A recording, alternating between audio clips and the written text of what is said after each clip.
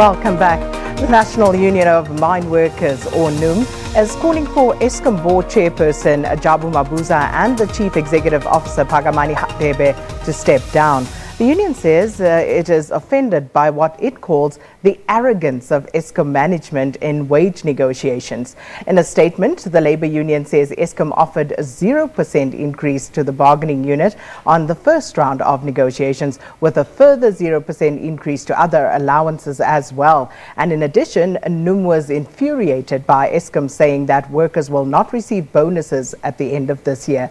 Eskom was invited to discuss this matter with us, but they declined. And with us now is the National Education Chairperson and Chief Negotiator from NUM at Eskom, who is Helen Diatile. Welcome and thanks for being with us here. Thank you very much to you and your listeners. So first and foremost, what is the reason that Eskom gave you for putting forward 0% increase? I don't think there is any. Looking at the interim statement that they gave us when we demanded to get an audited statement, it shows that workers are profitable. The profit is there, is higher than the one we had last year. And they compacted us 12 months to say if you achieve the following, you will be able to get your bonus. So the members worked knowing very well that they have to be wary of certain things. And indeed, there is a profit.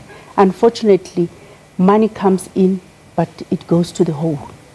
So there is no basis why we cannot get bonus, and there is no basis why we cannot get increase, because management is not managing the company well. And we must say that the 12 months that we contracted to and committed to do certain performances, we have done well.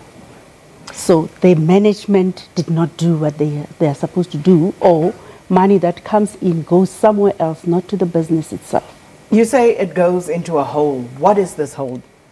We cannot say what is this hole, but the reality is money is taken out of Eskom through shabby contracts. Like, for instance, yesterday when we were negotiating, we had I hear them calling those cars Nyala. I don't know whether it's the right name or I'm saying it right.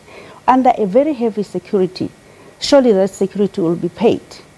So everything else is happening. There's contracts that are paid whether they have done work or not.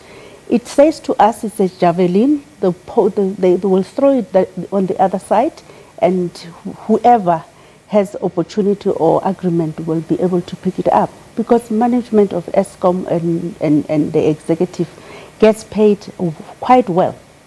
And if you say you don't give employees a salary, the temporary employee that has been confirmed to be a CEO now would not be getting the same salary that Molefe got, or that the acting CEO Machele Koko was any. He's definitely getting more. And April, he said he's not going to accept, he's not going to get people from outside to be employed in Eskom. He was not an Eskom employee. For him, employment knocks at his door. The poor Africans, South Africans who are looking for employment will never get an opportunity to work for Eskom. So in other words, you're blaming the acting chairperson and COO, because I see you've actually called for them to step down. Certainly. You have heartless people who don't care about South Africans, who don't care about the rules and the condition of service that was there before they came in. They want to reinvent the wheel as if Eskom never existed. Give me an example of that. Example of that is they have called for the whole condition of service to be renegotiated. Number one, recognition agreement. I mean to say, over and above that, they are saying they are giving us 0%. That condition, that recognition agreement speaks about annual increases. There is no way zero can be referred to increase. If that was the case, then we would not have had 80 cents increase for petrol. We would have had zero increase. I've never had increase being referred to as zero. But do you agree that Eskom is in trouble financially and perhaps, administratively at a governance level? Administratively at governance level, yes. Financially, it's self-inflicted. Be that as it may, they have a job certainly to turn the fortune of this entity around.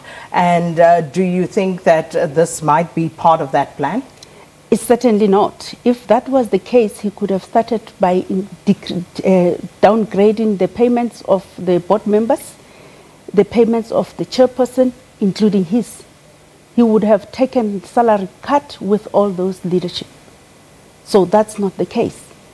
It's really unfortunate that Eskom representative couldn't be here with us today. We did invite them as indicated earlier, but they did promise to send us a statement, and this is the statement that they sent.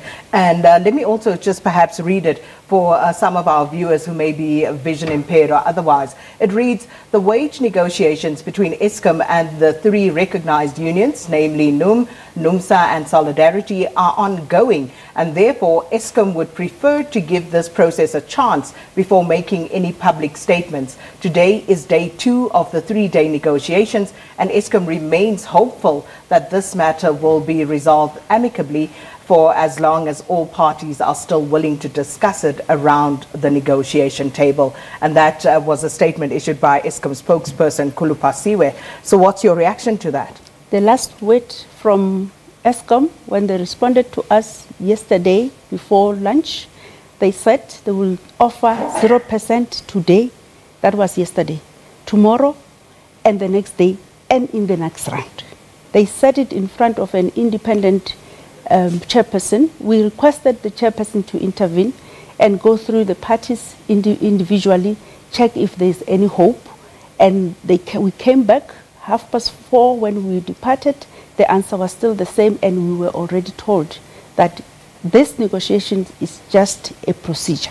It's round 1 of the negotiation. So round two. Are you stepping away from it now, or have you made up your mind? Not yet. We are not going to step away, because we will follow the recognition agreement. Unlike them, we are not going to disown that recognition agreement. We are aware that it's just a mere activity to be in those negotiations. But if really it comes to a push, we will consult our members and they will tell us exactly what to be done.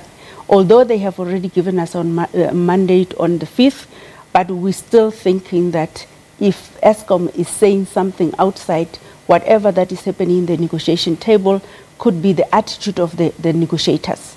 We will involve our national office bearers and all the people in the leadership to try and have side negotiations, because our suspicion is that Eskom wants to irritate workers so that they can leave, they can react, and now they do what they want to do, which is they want to dismiss them. Well, thank you so much to the chief negotiator from NUM, Helen Diatile, for joining us here in studio.